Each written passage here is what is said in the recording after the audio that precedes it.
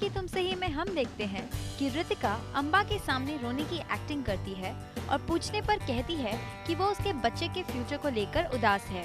तभी वहाँ आरवी आता है और अम्बा उसे कहती है कि ईशानी को डिवोर्स दे दे। ये सुन के आरवी तंग आ जाता है और कहता है कि इस रिश्ते को यहीं खत्म करना सही होगा और डिवोर्स के पेपर्स कोर्ट में देने के लिए जाता है। दूसरी तरफ ईशानी घर में प्रूव कर देती है कि देवर्ष बेगुनाह है, पर कहती है कि उसे कुछ टाइम जेल में जाना होगा। घर पे ऋतिका अम्बा को बताती है कि देवर्ष को जेल हो गई है।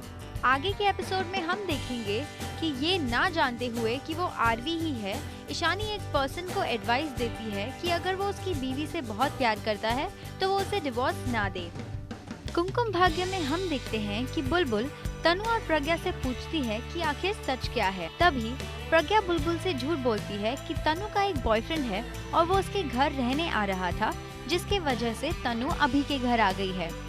बुलबुल के जाने के बाद तनु प्रज्ञा से कहती है कि उसने झूठ क्यों बोला, अब बुलबुल सबको बता देगी। दूसरी तरफ बुलबुल अभी को बताती है कि उसको सब पता है और तनु के बॉयफ्रेंड के बारे में बताती है और अभी को गुस्सा आ जाता है कि प्रज्ञा और तनु ने इतनी बड़ी बात उससे छुपा कर रखी। दूसरी तरफ दादी बोलती है कि अब बुलबुल की शादी करानी चाहिए। बुलबुल वहां आती है और कहती है कि वो पूरब से शादी करने के लिए तैयार। ये है मोहब्बतें में हम देखते हैं कि आदि और उसके फ्रेंड्स पार्टी में एंजॉय कर रहे होते हैं, पर घर पे इशिता काफी टेंशन में होती है। तभी एसीपी अभिषेक आदि को लेकर घर आता है। एसीपी अभिषेक इशिता और रमन को बताता है कि पार्टी पुलिस ने बंद करवा दी, जिसपे इशिता कहती है कि वो आगे से ध्यान रखेगी कि आदि कहाँ और क्यों जा रहा है। इशिता और रमन को झगड़ते देख आदि उन्हें कॉल की बात नहीं बताता है।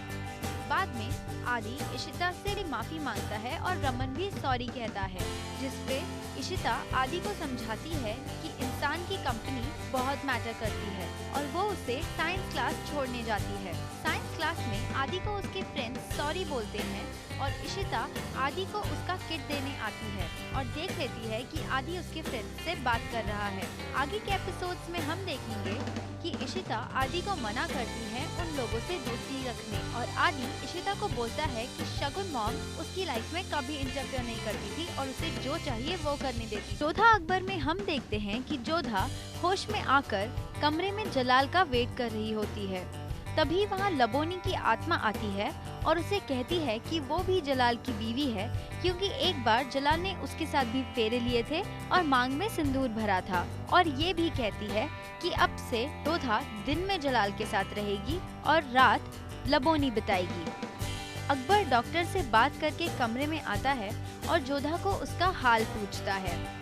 तभी लबोनी जोधा के बॉडी में जाती है और कहती है कि क्योंकि ये उनकी शादी की रात है, वो जलाल को सोने नहीं देगी और जलाल से उसका तोहफा मांगती है। जलाल तोहफा देता है और जोधा से उसका तोहफा मांगता है।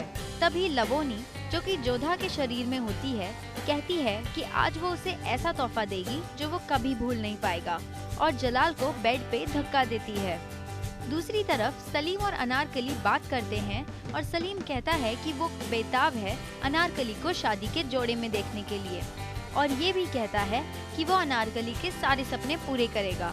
दूसरी सुबह जोधा देखती है कि सारा कमरा बिखरा हुआ पड़ा रहता है और जलाल वहाँ आते हैं। वो जलाल को लबोनी की आत्मा के बारे में बताने की कोशिश करती है। तभी लबोनी उसके मुंह पर हाथ रख देती है, जो कि जलाल देख नहीं पाता और वो कुछ नहीं बोल पाती।